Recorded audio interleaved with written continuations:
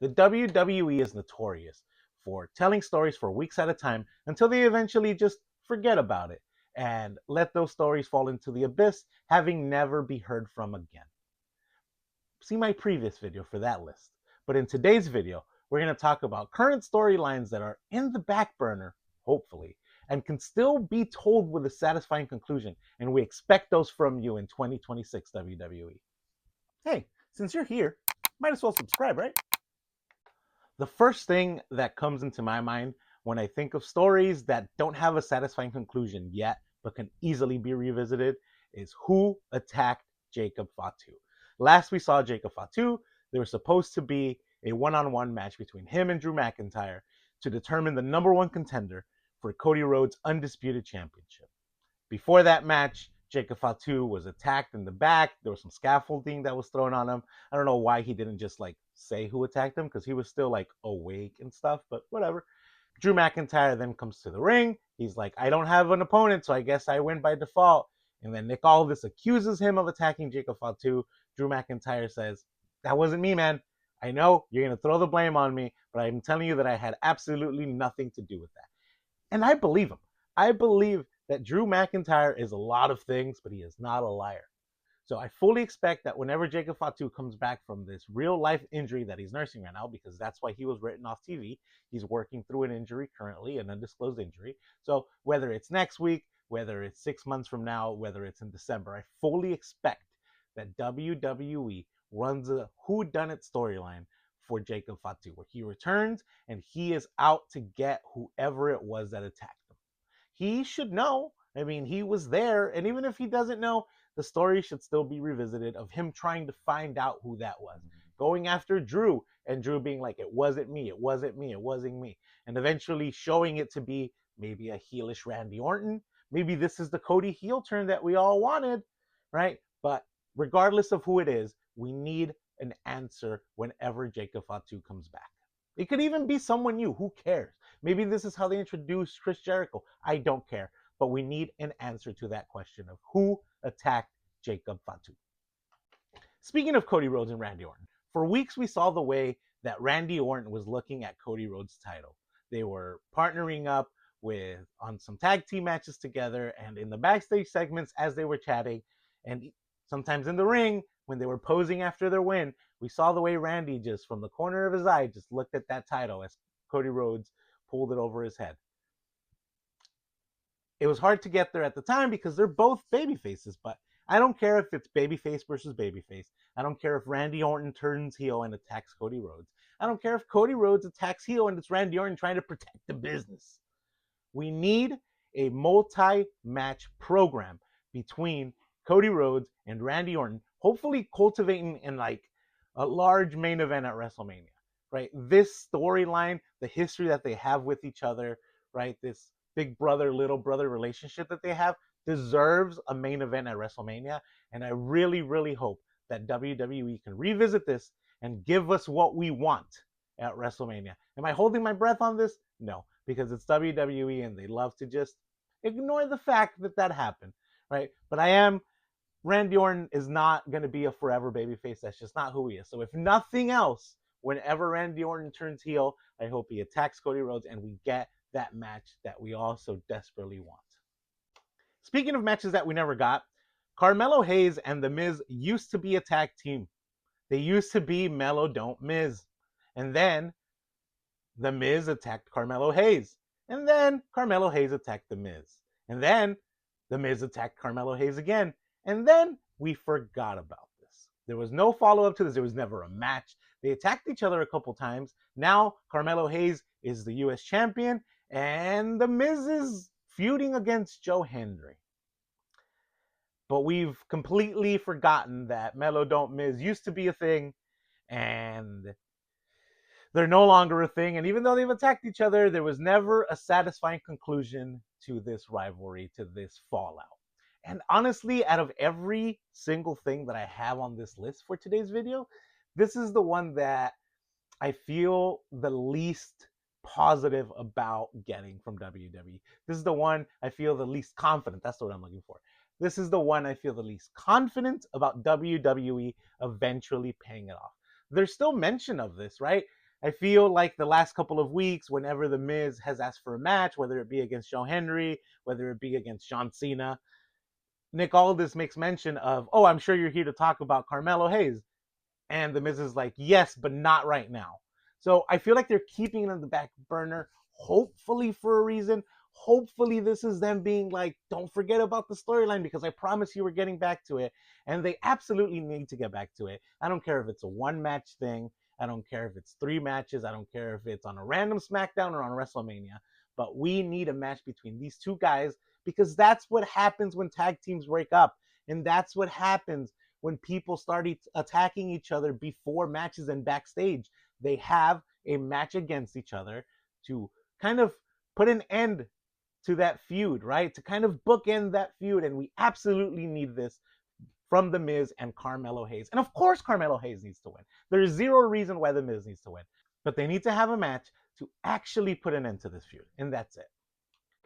One of the things that I hope WWE doesn't forget about is the fact that Chad Gable was the original El Grande Americano, right? Ludwig Kaiser has taken this character and ran with it and done things with this character that Chad could never do, honestly. Could never do. The AAA crowd, the Mexican crowd, has fallen in love with Ludwig Kaiser's El Grande Americano, and kudos to him for that. But the original man behind the mask, as we all know, was Chad Gable. And then he got injured, he left, Ludwig Kaiser took over the character. So whenever Chad Gable comes back, and I really hope it's soon, because I really miss that man on my TV. But whenever it is that he comes back, he needs to come back also as El Grande Americano. And first, they need to do that meme. Him and Ludwig Kaiser's El Grande Americano need to do that meme, that Spider-Man meme, right? We just need it. We need that for sure. But there also needs to be a fight for the mask, right? They call each other imposters, and winner takes all. Loser unmasks themselves, whatever it may be. What a satisfying conclusion that would be to this whole story. What a satisfying match that would be. It would be so much fun.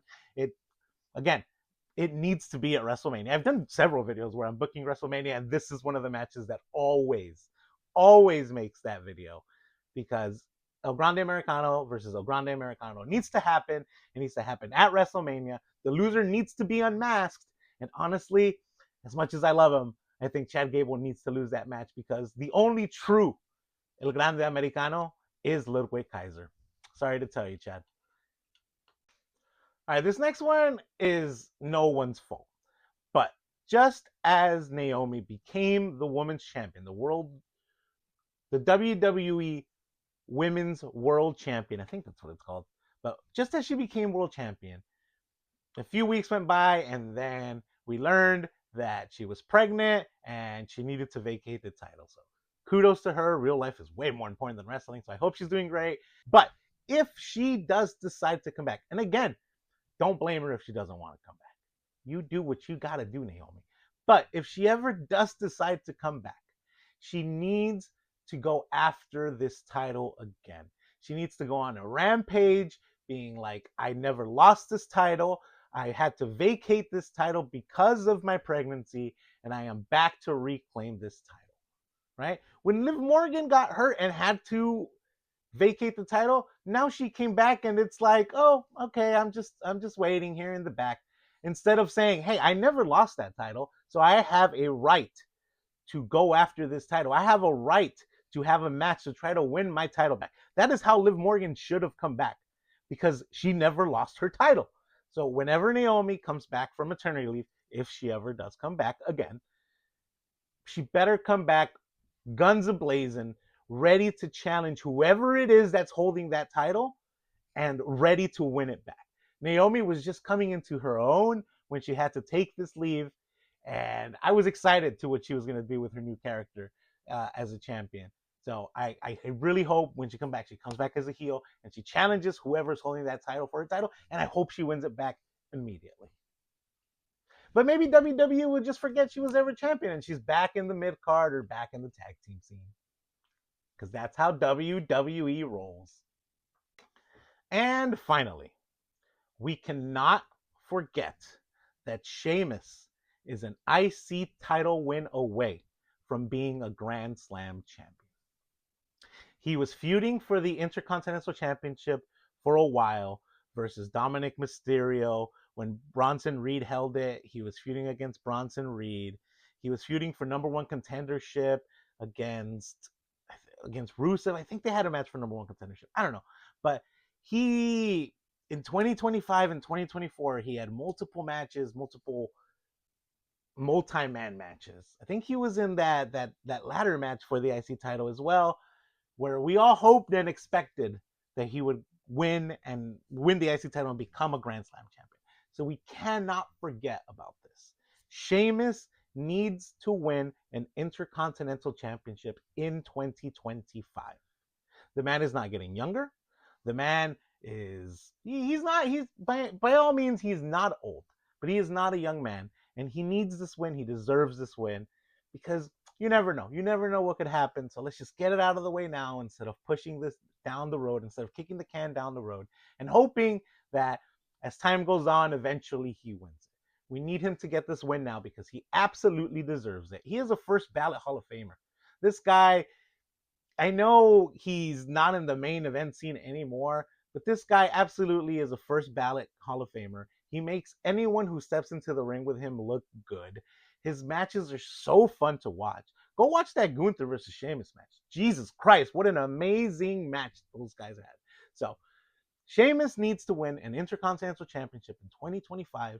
Not for me, not for you, but because that man absolutely deserves it. And I'd rather him win it now than hoping he wins it later and something happens or he leaves WWE and he can't get it then. So, Sheamus to win an IC title as soon as possible. All right, that's my list. Let me know in the comments if there's any I forgot, any storylines that were put in the back burner that you're like, maybe we'll revisit these in 2025. Again, different than the list from the video yesterday where we talked about storylines that WWE just completely forgot about. I feel like they haven't completely forgotten about all of these, but I wanted to mention them in a video because even though they're in the back burner, I'm really afraid that WWE is starting to forget some of these as well. But anyway, since you made it this far, make sure to drop a like. Let me know in the comments if I missed anything, like I said, or if you disagree with anyone on my list. I don't care. Let me know. Make sure to subscribe. Hit up one of my videos. They're a lot of fun. I post a lot on this channel. So please consider subscribing, consider watching some of my old videos, and have some fun. Let's have a conversation about wrestling in the comments. Why not? Let me be your wrestling friend. Anyway, as always, until next time, have a nice day.